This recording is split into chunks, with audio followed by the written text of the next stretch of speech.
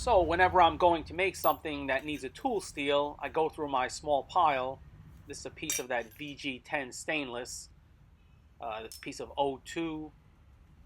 These pieces here are medium carbon, so not really suitable for what I'm going to do. I've got this here, 1095. These pieces are YK30. This piece here is a piece of Austrian D2. And here's some more YK30 steel. I've even got this old piece of a leaf spring. When I was last at my steel supplier, I found these two pieces of D2. They told me that these are very old pieces of Japanese D2 steel. You can't really get this nowadays. A piece of this should work really well for what I'm going to do.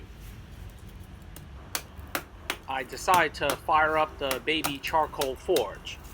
First, I'll size the lump charcoal here into smaller pieces.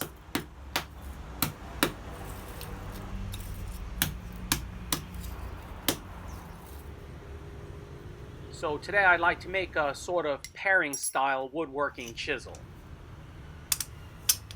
I've got my very old guillotine tool here, and I'll put that into action. It's been a while since I used this, and so I needed to clean and oil it up a bit.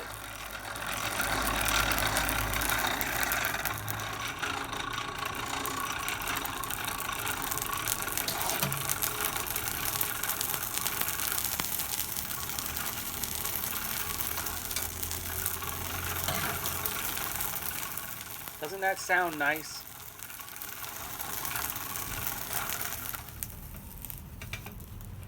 This forge has obvious limitations, but it's just plain fun to use.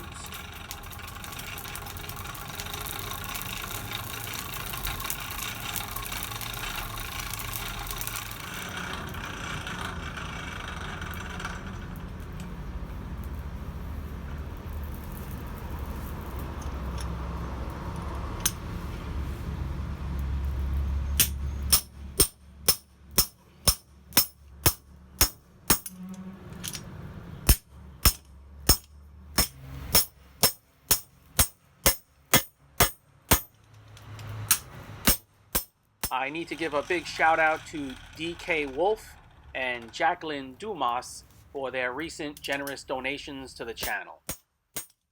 DK Wolf donated via Super Thanks, and Jacqueline recently purchased a hammer and had added quite a bit of extra cheese. It's very much appreciated. Thanks a lot.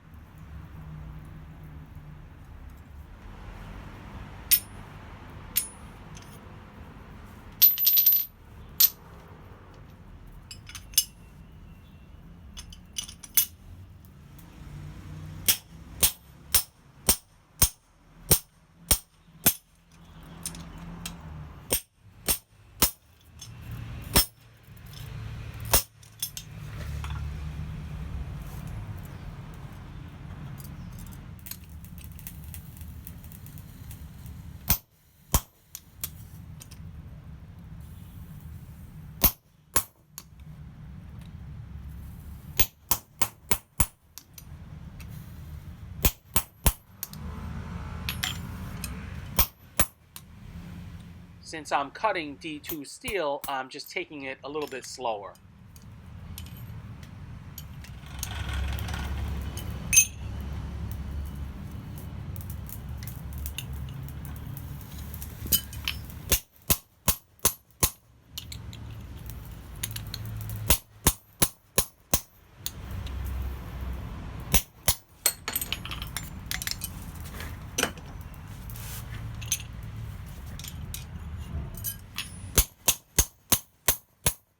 Originally, I was going to make this a socketed style chisel, but I changed midstream and will make it a tang style.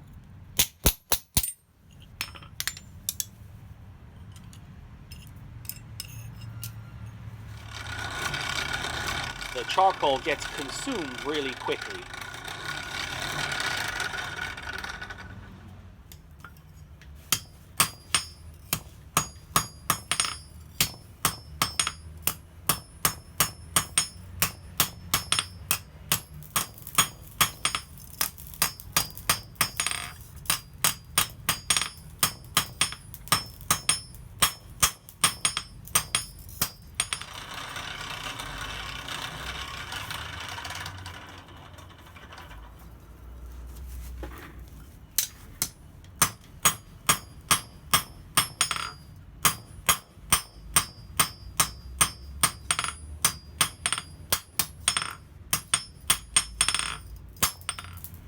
Someone said I forgot to put my mark on my last piece, so I'll be sure to get that in right now.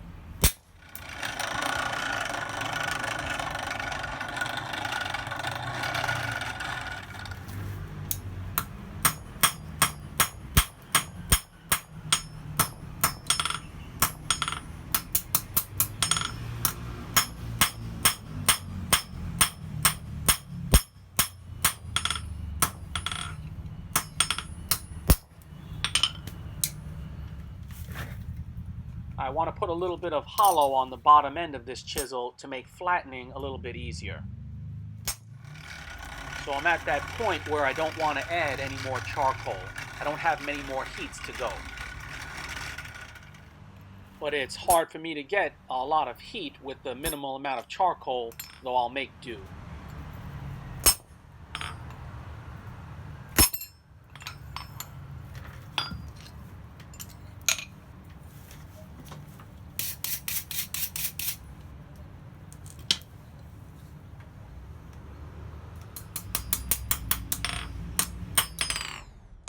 I put a ding in my anvil right here. Oh well, what are you gonna do?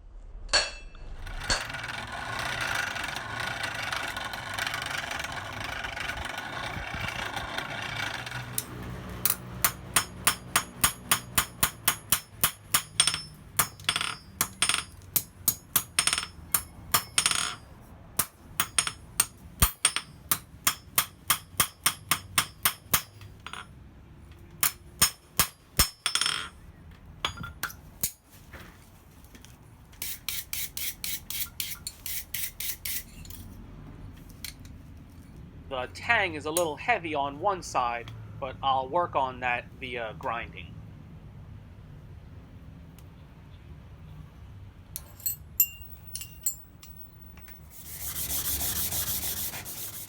Besides the new ding that I put in my anvil, I've noticed lately that the very middle is starting to get a little bit of sway back from the frequent use over the years. I'll show that in another video. I like to sometimes speed up the cold work footage. The grinding, filing, sanding, drilling, etc. for me is very rudimentary and the way I go about it, so it's nothing really special to see.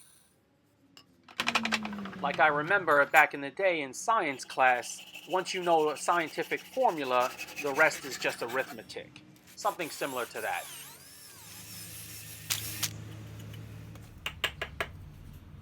I chose this piece of wood because it has a very funky grain pattern that wouldn't really be suitable as a hammer handle.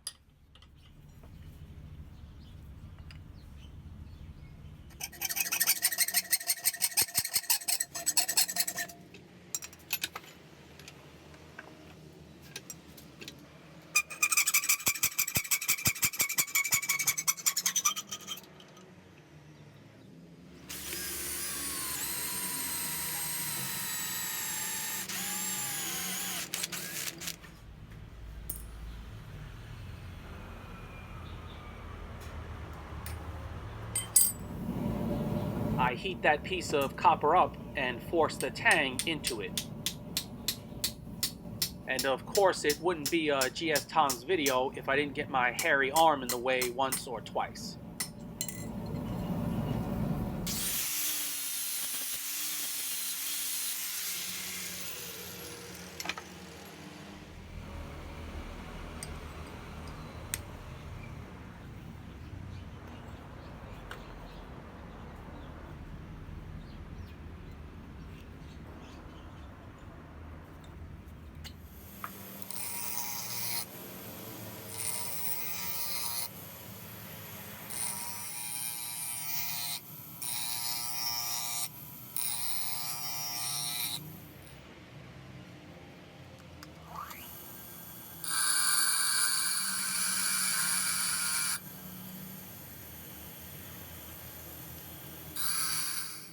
I should have made that recess on the bottom a little bigger.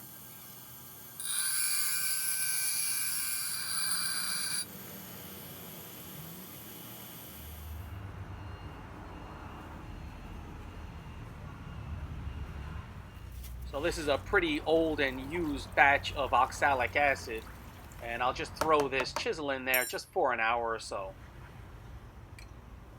It's become very trendy for me to use this patina. Just like it so much. But it's obviously not suitable for everything.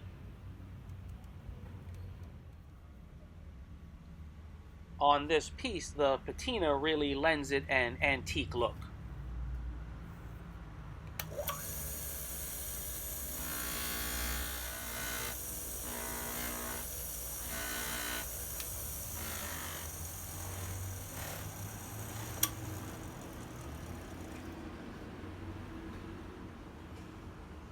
I've done no other sharpening or honing at all, but it's already good to use. This old Japanese D2 steel is no joke.